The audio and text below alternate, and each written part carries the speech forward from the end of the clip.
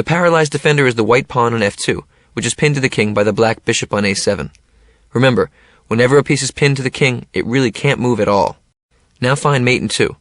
Look for the pin. Good job. Queen g3 check is the hidden weapon. The pawn can't help defend the king because of the pin. White has to play king h1. What's the best move for black now? Good move. Rook h5 mate.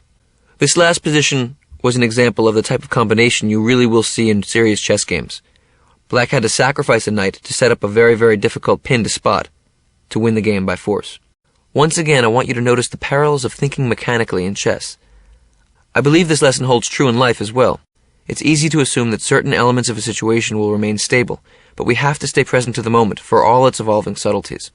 More technically, returning to chess, people have the habit of assuming that pawns around the king are a fortress. But there are ways to slip through walls in chess. You just saw one of them.